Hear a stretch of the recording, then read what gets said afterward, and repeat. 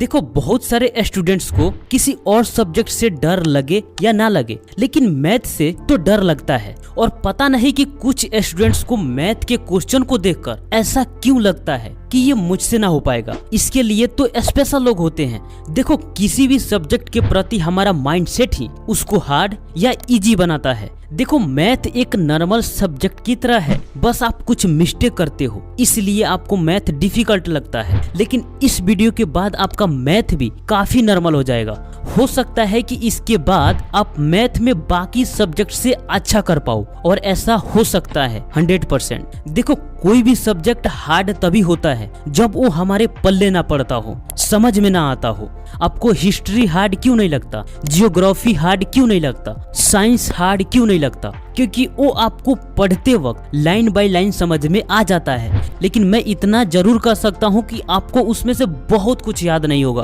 भले आप आंसर को 10 बार याद करके भूल जाओ, लेकिन आप इसे हार्ड नहीं बोलोगे। लेकिन मैथ एक ऐसा सब्जेक्ट है जिसको याद करने की जरूरत नहीं होती, बस कंसेप्ट को समझना और कुछ फार्मूले को याद करना होता है, और थोड़ी सी लॉजिक लगाकर आप किसी भी क्लास के मैथ को पूरा कंप्लीट कर सकते हो। अब मैं आपको बताऊंगा कि आप मैथ को इजी कैसे बना सकते हो, और जिनका मैथ इजी नहीं है वो कहाँ गलती कर रहे हैं। और हाँ, एक बात क्लियर कर दूं कि मैथ में मेहनत लगता है, और जो स्टूडेंट्स मेहनत करने से डरते हैं उनके लिए शायद मैथ नहीं है। अब आप इतना मत डरो कि मैथ में बहुत ज्यादा मेहनत लगता है, ऐसा नहीं है। आप बाकी सब्जेक्ट से थोड़ा ज्यादा समय दोगे तो आपका मैथ भी काफी इजी हो जाएगा।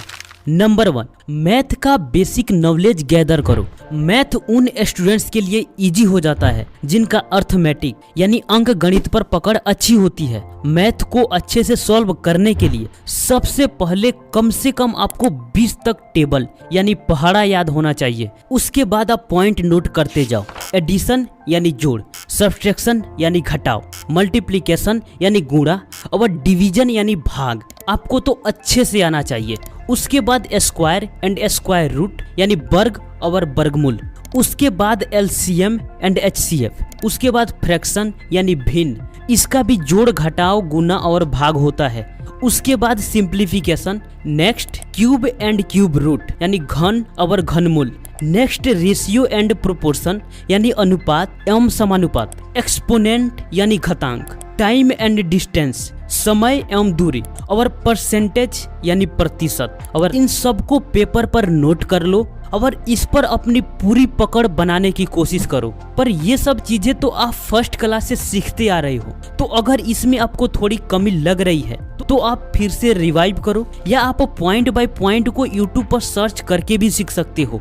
अगर इस पर आपकी पकड़ अच्छी हो गई तो मैथ आपके लिए इजी और इजी हो ही जाएगा। ये मैथ का बेसिक नॉलेज है, और इन्हीं बेसिक्स पर जिनकी पकड़ अच्छी नहीं होती उनके लिए मैथ चैलेंजिंग यानी डिफिकल्ट हो जाता है।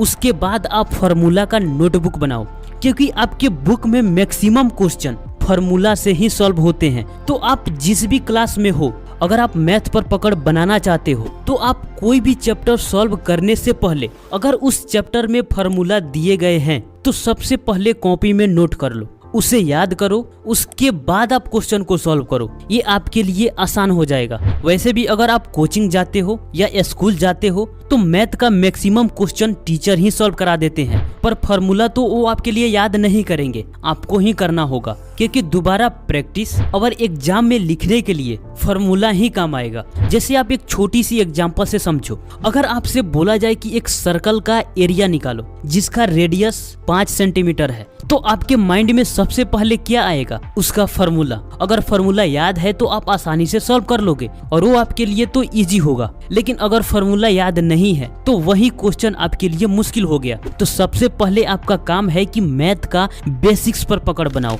नंबर 2, कंसेप्ट को समझो। देखो मैथ को याद किया ही नहीं जा सकता, ये कंसेप्ट पर बेस्ड है। कंसेप्ट क्लियर तो मैथ क्लियर। बस कंसेप्ट को समझने में ही थोड़ा बहुत जो परेशानी होता है उसी से बहुत सारे स्टूडेंट्स को मैथ हार्ड लगता है। इस पर भी आप अच्छी पकड़ बना सकते हो अगर आप थ्योरी पर टाइम देते हो।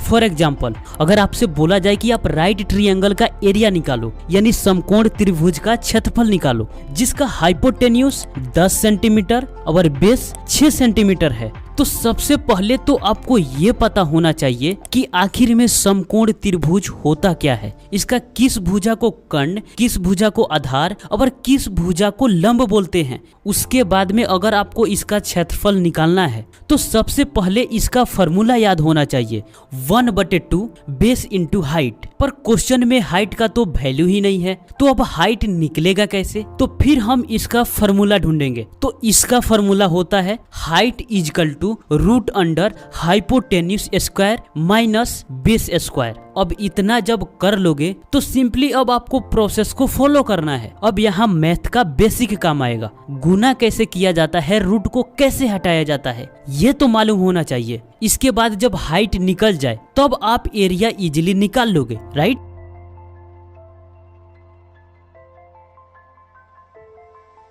तो मैथ को इजीली सॉल्व करने के लिए कंसेप्ट से लेकर बेसिक तो मजबूत होना ही चाहिए, जो कि अगर आप मेहनत करते हो तो धीरे धीरे आप मैथ पर पकड़ अच्छी बना सकते हो।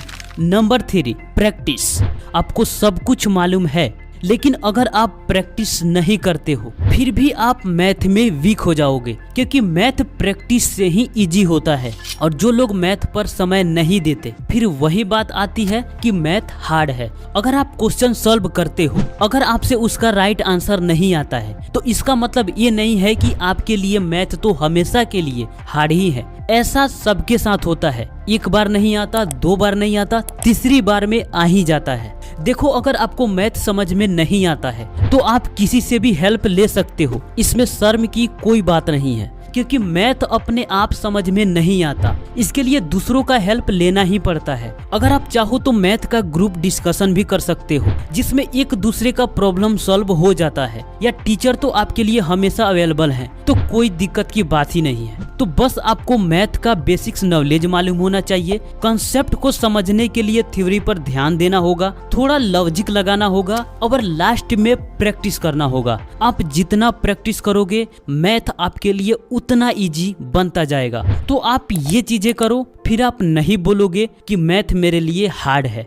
तो दोस्त, कैसा लगा वीडियो कमेंट बॉक्स में जरूर बताना। मिलते हैं आपसे फिर अगले वीडियो में, तब तक के लिए आपका धन्यवाद।